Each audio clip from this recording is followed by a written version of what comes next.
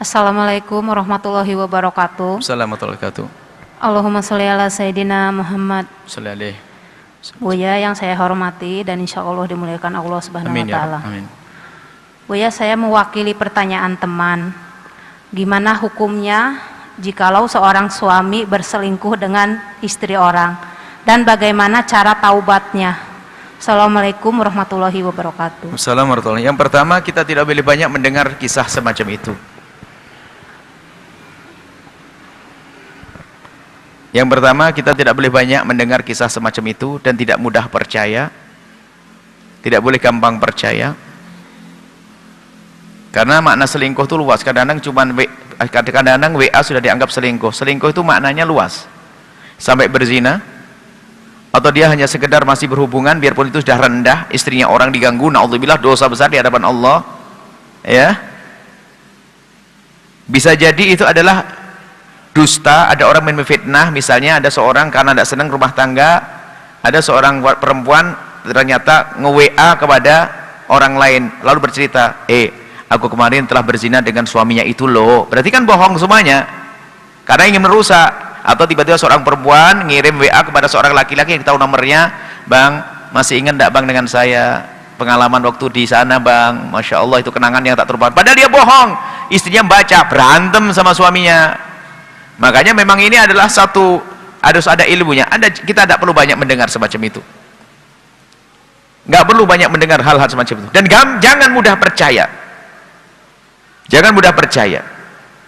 Bahkan kalaupun Anda melihat langsung dan percaya pun, Anda nggak boleh cerita ke siapapun. Kalau Anda bercerita qadhf, kalau Anda ada seorang laki-laki, jangankan wanita, seorang laki-laki ngadu ke hakim, melihat ada orang berzina di depan matanya, ngelihat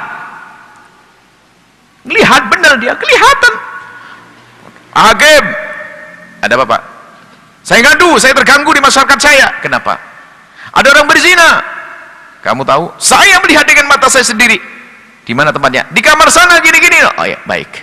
Kamu berapa orang? Saya sendiri. Oh sini, cambuk 80 kali dia. Karena harus dengan 4 saksi. 4 saksi. 4 saksi pun harus melihatnya sama. Mohon maaf, tempat keluar masuknya itu harus tahu, nggak boleh beda. Artinya memang kejadian ini harus ditutup. Akhirnya kita yang mikir dalam bahasan fikih itu, kira-kira kalau ada orang berzina dilihat oleh 4 orang, di mana zinanya? Di alun-alun. Artinya memang hampir tidak ada, kisah itu ditutup. Kalau ada orang kebelasan ditutup. Kalau Anda mendengar berita, ajari, tolong ya akhi, jangan cerita ke siapapun, cukup antara engkau dengan Allah. Tobat, jangan diceritakan. Yang repot kita nyebarkan. Saya ngomong ke istri saya khianat. Ada orang ngadu ke saya, kasus perzinahan. Saya haram cerita kepada istri saya. Hati-hati. Kenapa saya ngomong begini? Karena dia mendengar dari orang, kan begitu ya? Orangnya itu telah salah bercerita kepadanya. Ngapain bercerita-cerita? Ini adalah aib yang harus ditutup. Baik, misalnya kemudian ada soal kejadian yang sesungguhnya, seorang laki-laki sudah punya istri, tak taunya berzina, naudzubillah, dengan seorang perempuan yang punya suami, naudzubillah. Wah, numpuk dosanya. Sudah beristri saja, berzina dengan siapa saja, haram, muhson, hukumannya adalah dirajam sampai mati dia. Apalagi yang diganggu adalah istrinya orang, wah double lagi, Masya Allah, naudzubillah, dosa besar. Maka hati-hati urusan syahwat. Ada pintu halal.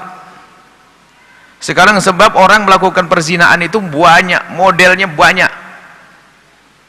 Karena apa? Karena tontonan, karena berangan-angan, karena tidak menemukan di istrinya seperti itu. Mungkin di dia ada seperti aku lihat di film-film, di gambar-gambar. Makanya hati-hati. Jangan percaya dengan fatwa picisan, ustadz picisan mengatakan nonton film porno nggak apa-apa. Naudzubillah, haram. Karena itu merusak sehingga seorang tidak akan puas dengan pasangannya, selalu terpesona dengan yang lainnya. Maka kalau Al-Quran mengajarkan kullil mu'minina yaghuddu min absarihim, kepada kaum pria, tahan matamu untuk tidak melihat, maka semakin hari istrinya semakin cantik. Dan selagi mata dijaga, akan maksimal dia akan berhubungan dengan pasangannya. Karena itu yang halal. Tapi kalau dia sudah melihat yang macam-macam lagi film, seolah-olah dia begitu, seolah-olah dia tidak akan menemukan di alam nyata, karena itu film dihayal. Bahaya sekali urusan begitu. Maka terjadi perselingkuhan dan sebagainya. Hati-hati, dosa besar. Wanita berzina dosa besar, dan pezina itu hanya wanita rendah. Wanita mulia susah berzina. Pada zaman sahabat Nabi, lihat, ada namanya Hindun, sebuah kisah. Kalau saya bicara masalah ini adalah harus lebih lama lagi. Karena apa? Banyak orang, naudzubillah, gara-gara reuni anak-anak SMA, reuni SMA sudah umur 60 tahun tiba-tiba melakukan keharaman. 60 tahun. Ini kejadian. Seorang ibu-ibu ngaku sedih, menyesal, tobat, nangis di depan kami. Kenapa? Gara-gara reuni. Reuni 60 tahun, dia duda, saya janda, melakukan sesuatu gara-gara reuni. 60 tahun, berarti itu SMA tahun berapa itu? Padahal di saat punya istri pun mungkin tidak mau, tidak bersemangat melakukan. Tapi di saat ada haram, ada setan yang meniupkan di hawa nafsunya. Hati-hati. Hati-hati urusan semacam ini. Ada wanita namanya Hindun. Tahu Hindun? Sayyidatuna Hindun. Hindun itu adalah wanita yang hebat. Wanita yang punya martabat tinggi di kalangan orang Arab. Yang dia adalah yang menyuruh Wahsy untuk membunuh Sayyidina Hamzah. Terbunuhlah Sayyidina Hamzah, lalu Wahsy membelah lalu Hindun datang dan mengambil hatinya Sayyidina Hamzah paman Nabi dan digigit sampai digelari Akilatul Akbat, wanita yang telah menggigit makan hatinya Sayyidina Hamzah, saking bencinya kepada Rasulullah. Tapi suatu ketika tobat, waktu Fathu Makkah, Hindun tobat masuk Islam. Dan karena baru masuk Islam diajak oleh Rasulullah baiatlah kalian wahai wanita, ayo berbaiat. Baiat apa ya Rasulullah? Baiatlah kalian untuk tidak menyekutukan Allah. Baik ya Rasulullah, kami tidak menyekutukan Allah. Hindun ada. Apalagi ya Rasulullah, berbaiatlah kalian untuk tidak mencuri. Baik ya Rasulullah, kami berjanji untuk tidak mencuri. Apalagi ya Rasulullah, berjanjilah kalian untuk tidak minuman keras. Baik ya Rasulullah, kami tidak akan minum minuman keras. Apalagi ya Rasulullah, berbaiatlah, berjanjilah kalian wahai wanita untuk tidak berzina. Diam. Hindun tidak menjawab iya, berkata, ya Rasulullah, tasdil hurratu, ya Rasulullah, apakah kebayang orang merdeka sepertiku melakukan zina?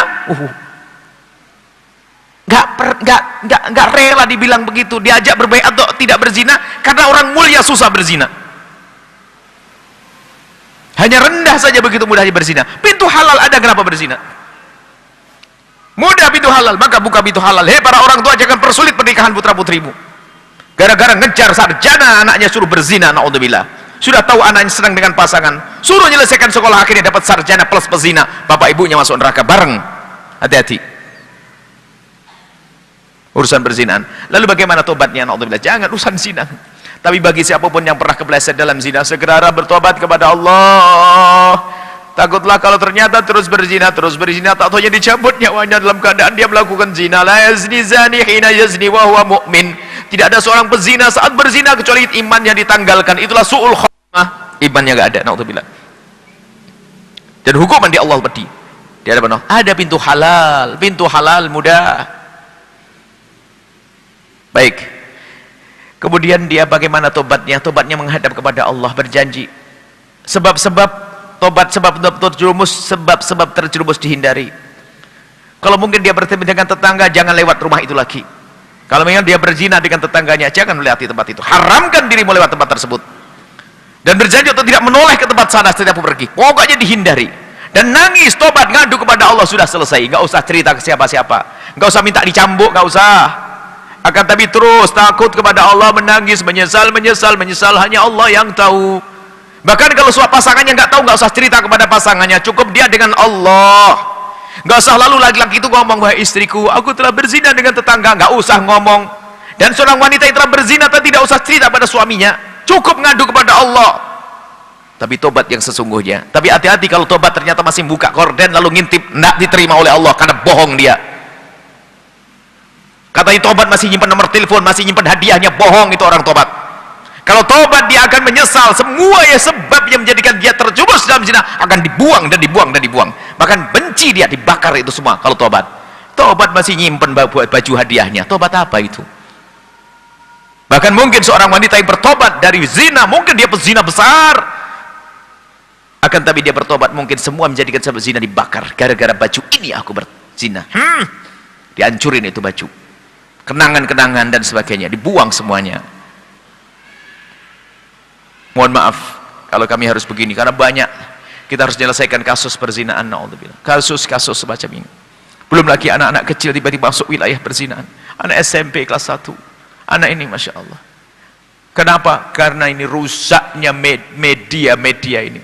Anak kecil, kalau kita zaman dulu adanya televisi TVRI saja, namanya film-film kotor hampir tidak pernah tahu. Tapi hari ini hati-hati. Makanya Anda sebagai orang tua waspada, jangan terlalu royal memberikan anaknya HP, laptop, internet, sebagainya. Jangan masukkan anak Anda kepada kehinaan. Anda harus paham makna ini. Makanya kadang guyonan saya sederhana kok. Saya punya anak laki-laki, nanti kalau punya mantu perempuan sederhana, syaratnya yang paling utama adalah dia nggak senang HP, gitu saja. Daftar ya, nggak senang HP, nggak senang internet. Guyonannya, maksudnya ya begitu bahayanya apa? Internet saat itu, internet, Masya Allah. Semoga Allah menjaga kita semuanya. Jadi tobatnya sederhana, ngadu kepada Allah saja, selesai. Ceritakan kepada Allah, nggak usah cerita kepada siapapun dari bangsa manusia. Allah Maha Pengampun. Derai air mata yang akan menghapus dosa-dosa itu. Wallahu a'lam bissawab.